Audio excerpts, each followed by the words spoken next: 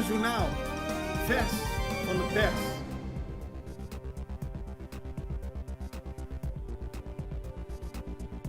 Welkom bij Extra Journaal. Fijn dat u weer kijkt. Een hele fijne week toegewenst. We hebben voor u het belangrijkste nieuws in het Nederlands. Eerst 7 belangrijke berichten. Dan kijken we ook nog eventjes naar het zomercarnaval in Nederland en de situatie rond het Mangrovenpark hier op Curaçao. Maar laten we beginnen met het belangrijkste nieuws op Curaçao.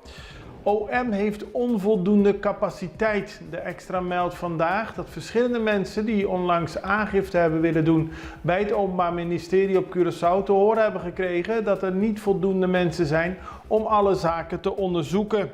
Mensen hebben een brief gekregen waarin staat dat er als gevolg van personeelstekort niet alles kan worden onderzocht. En die brief is ondertekend door de coördinerend rechercheofficier. En dat is een probleem, zeggen de mensen die gesproken hebben met de Extra, omdat ze willen dat er natuurlijk onderzoek wordt gedaan naar hun aangifte. Veel grote zaken die momenteel spelen op Curaçao zouden veel aandacht van alle werknemers opslokken. Hoge straf voor mastermind in Girobankzaak. Het lijkt een soap te worden, maar de zaak rond Girobank krijgt steeds meer invalshoeken. We hebben vorige week te lezen gekregen in de Extra dat er een rapport is gemaakt in opdracht van de Centrale Bank. Heeft onderzoeksbureau Deloitte meer dan 2 jaar gewerkt aan een rapport. Daarin wordt onder meer gesteld dat er mensen zijn die betrokken waren bij de nieuwe aandelen in 2010 die toen gekocht werden. En de nieuwe investeerders die gezocht werden vanuit Amerika, IIG, dat die mensen een groot deel van het geld van de Girobank weg hebben gesluist. Nou, een van die 2 is in Amerika nu veroordeeld tot 12 jaar gevangenisstraf. Om u een beeld te geven, deze David H. zou verantwoordelijk zijn samen met een andere investeerder van IIG voor het weghalen van $80 miljoen uit de Girobank en is in Amerika veroordeeld voor het wegsluizen van $100 miljoen van andere cliënten. De zaak wordt dus zeker nog vervolgd. Spanningen in PNP nemen toe. Dat is een bericht in de Extra vandaag. Verschillende mensen binnen de groene partijen hebben laten weten aan de krant dat er sprake is van spanningen tussen het bestuur en de politiek leider. Dat heeft er onder meer toe geleid dat bestuursleden hebben aangekondigd op te stappen als de zaak niet snel geregeld wordt. Het laatste incident heeft te maken met een medewerker van de PNP die sinds 1 juni werkzaam is bij de Griffier en de wijze hoe de partij daarmee omgegaan is. Het rommelt binnen de PNP, hoewel nog steeds veel mensen zeggen dat het niet moet worden overdreven. Celicour weer aan de slag. Het is een gevolg van de staking van vorige week. 2 dagen is er toen gestaakt. En de staking is inmiddels opgeheven, maar onder meer in het centrum van Curaçao stapelde de vuiligheid zich op. Vuilniskliko's die kwamen vol te staan, er werden nieuwe zakken naast gezet. U ziet het op deze beelden en het heugelijke nieuws is dat sinds vanochtend Celicour ook weer in de binnenstad aan het opruimen is geslagen. Dus dan kunnen de beelden die u nu ziet snel tot het verleden behoren. Dief opgepakt in Mundo Bizarro. Vanochtend vroeg heeft de politie een man aangehouden die in Mundo Bizarro was terechtgekomen en niet per ongeluk. De man was op het dievenpad, had een hele stel van gereedschappen bij zich. Het gaat om een Colombiaanse man die werd aangehouden op heterdaad in het bar-restaurant in Pietermai in Mundo Bizarro. Hij is gesignaleerd door de security al daar en de politie heeft hem uiteindelijk meegenomen. Maar het ging om een geplande inbraak, om het maar zo te zeggen.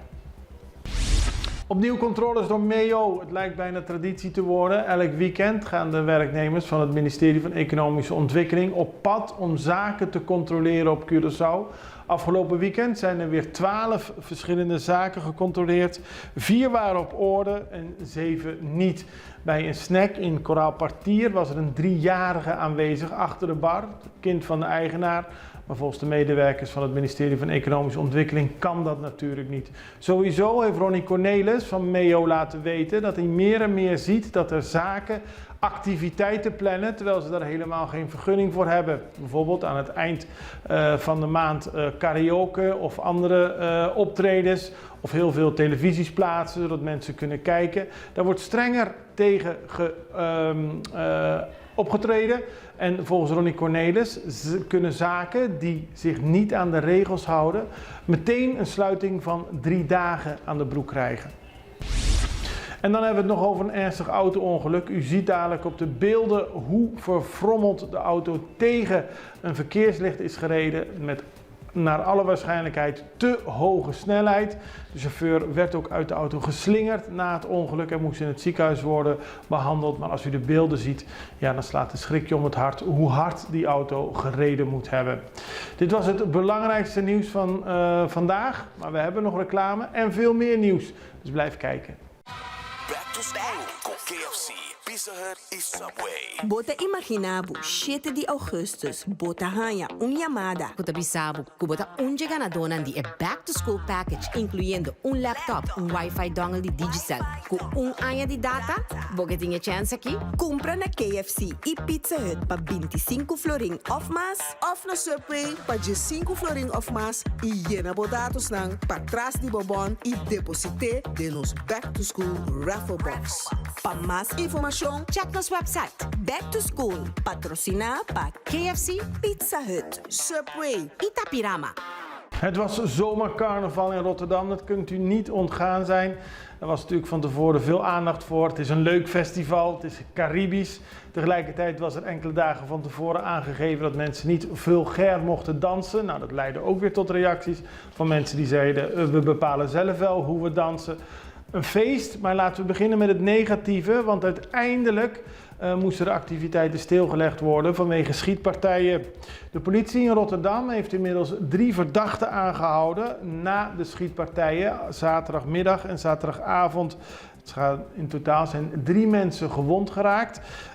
Het is niet bekend hoe ze er nu aan toe zijn, maar de mensen zorgden voor heel veel spanning. Nadat de schietpartij ontstond, was er ook heel veel paniek onder de bezoekers. Dat ziet u op de beelden. Het gaat om 3 mensen die aangehouden zijn. 1 daarvan uit de Nederlandse Antillen, zoals de Rotterdamse politie heeft aangegeven. En de grootste partij in de Rotterdamse gemeenteraad, Leefbaar Rotterdam, heeft al gezegd dat dit het einde moet betekenen van het zomercarnaval. Elk jaar eindigt dit feest in kogels en dat nodig wat ons betreft niet uit om het zomercarnaval voor te zetten. Dat heeft de fractieleider van Leefbaar Rotterdam gezegd. De VVD wil van het stadsbestuur in Rotterdam weten hoeveel geweldsincidenten zich tijdens de Caribische zomerfeest hebben voortgedaan. Het gaat om een treurige situatie waarbij er een schietpartij plaatsvond, waarbij de politie op de verdachte geschoten heeft en vooral heel veel paniek tot gevolg heeft gehad.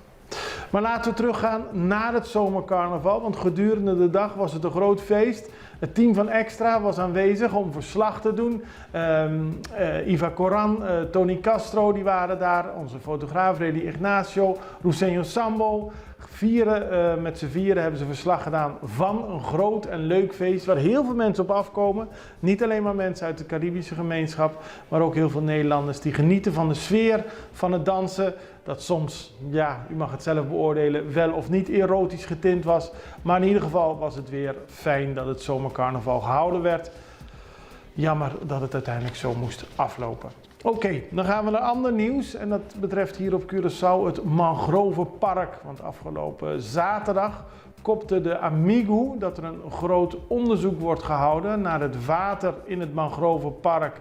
Dat zou namelijk afkomstig zijn van het ziekenhuis. Helemaal zeker weten we het niet. Maar in ieder geval schadelijk zijn voor de mensen die het Mangrovenpark bezoeken.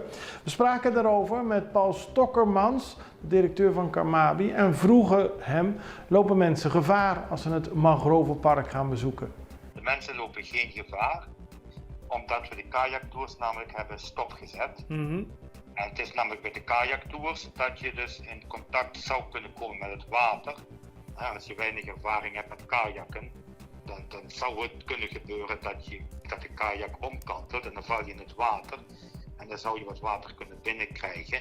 Ja. En om die reden hebben we dus gezegd een half jaar geleden dat we de kajaktours stoppen totdat dit probleem met die bacterie, die heet Pseudomonas, totdat dat probleem is opgelost.